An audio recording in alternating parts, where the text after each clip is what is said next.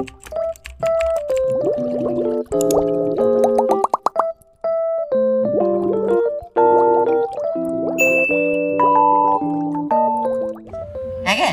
aku sih. Tante.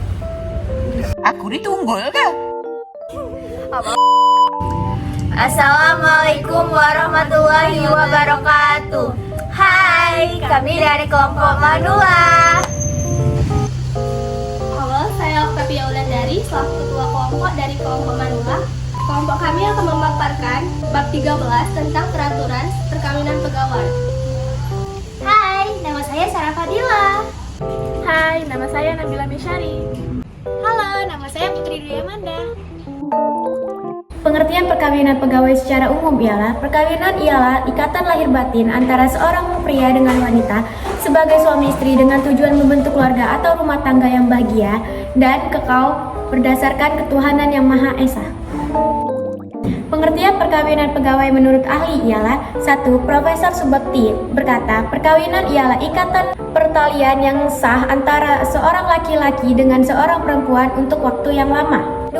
Menurut Dr. Dewi Jono Projodikoro, perkawinan adalah hidup bersama antara seorang laki-laki dengan seorang perempuan yang memenuhi syarat-syarat termaksud dalam peraturan hukum perkawinan. 3. Menurut Profesor Mr. Paul Coulter, pernikahan adalah hubungan hukum antara seorang pria dan wanita untuk hidup bersama dengan kekal dan diakui oleh negara. 4. Menurut Maya tahun 2013, pernikahan ialah suatu bentuk pola sosial yang disetujui oleh kedua pihak, pria dan wanita, yang sehingga mampu membentuk keluarga yang sah di mata agama dan legal di mata hukum. Dasar hukum perkawinan pegawai ialah 1. Undang-Undang Nomor 1 Tahun 1974 tentang perkawinan sebagaimana telah diubah dengan Undang-Undang Nomor 16 Tahun 2019. 2. Undang-Undang Nomor 5 Tahun 2014 tentang aparatur sipil negara. 3. Peraturan Pemerintah Nomor 9 Tahun 1975 tentang pelaksanaan Undang-Undang Nomor 1 Tahun 1974 tentang perkawinan. 4. Peraturan Pemerintah Nomor 10 Tahun 1983 tentang izin perkawinan dan perceraian bagi pegawai negeri sipil. 5. Surat Edaran Badan Administrasi Kepegawaian Negara Nomor 4835 Tahun 1990 tentang menunjuk pelaksanaan Peraturan Pemerintah Nomor 45 Tahun 1990. Peraturan Pemerintah Nomor 10 Tahun 1983 tentang izin perkawinan dan perceraian bagi pegawai negeri sipil. Asas-asas terkait perkawinan. Tujuan perkawinan. Tujuan perkawinan berdasarkan pasal 1 Undang-Undang Dasar, yakni untuk membentuk keluarga rumah tangga yang bahagia dan kekal berdasarkan ketuhanan yang Maha Esa. Artinya, Undang-Undang Perkawinan menghendaki perkawinan itu haruslah berlangsung untuk seumur hidup dan perceraian hanya merupakan alternatif terakhir setelah jalan lain. Sahnya perkawinan. Berdasarkan pasal 2 ayat 1 Undang-Undang Perkawinan disebutkan bahwa perkawinan adalah sah apabila dilakukan menurut hukum masing-masing agama dan kepercayaannya. Dalam hal itu, maka dapat dikatakan bahwa perkawinan merupakan suatu perbuatan hukum dan akibat hukum dari perkawinan sangat erat kaitannya dengan sahnya perkawinan itu sendiri. Asas monogami. Pada prinsipnya, Undang-Undang Perkawinan menganut asas monogami dalam pasal 3 ayat Undang-Undang Perkawinan, namun jika bukan agama mengizinkan dan dikehendaki pihak-pihak yang bersangkutan, maka seorang suami dapat beristri lebih dari seorang asalkan memenuhi syarat-syarat Undang-Undang Perkawinan. Monogami dalam Undang-Undang Perkawinan bersifat relatif karena kembali lagi ke dalam hukum agamanya masing-masing. Batas minimum usia kawin. Perkawinan merupakan perbuatan hukum sehingga diperlukan orang yang cakap. Maka perlu ditentukan batas minimum usia kawin. Undang-Undang Perkawinan menghendaki agar para calon suami istri memiliki kematangan biologis dan juga psikologis, sehingga dapat terciptanya perkawinan yang baik tanpa berakhir dengan perceraian, serta memperoleh keturunan yang sehat berdasarkan pasal 7 Undang-Undang Perkawinan. Usia minimal adalah 19 tahun bagi pria dan 16 tahun bagi wanita. Namun berdasarkan Undang-Undang Nomor 1 Tahun 1974 tentang perkawinan, usia minimal 19 tahun bagi pria dan wanita. Prinsip perceraian yang dipersulit. Perceraian tidak sesuai dengan tujuan dari perkawinan. Oleh karenanya, sedapat mungkin perceraian tersebut dihindarkan. Berdasarkan pasal 39 Undang-Undang Perkawinan, pasal 19 nomor 9 tahun 1974, salah satu upaya mempersulit perceraian harus dilakukan di depan sidang pengadilan jika ada cukup alasan untuk itu. Laporan perkawinan. Setelah seorang PNS melepaskan lajangnya atau menikah, memiliki kewajiban untuk dapat segera melaporkan pernikahan tersebut kepada Subak Kepegawaian. Hal tersebut dilakukan untuk berbagai kepentingan diri PNS itu sendiri diantaranya. 1. Updating data di unit pegawai dan juga di BKN.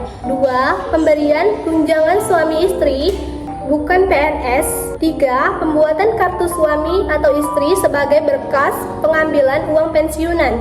4. Menghindari sanksi hukuman disiplin sesuai PP nomor 53 tahun 2010. Laporan pernikahan harus dibuat secara tertulis dengan melampirkan berkas dan persyaratan diantaranya. 1. Foto suami atau istri berwarna 3x4 3 lembar. 2.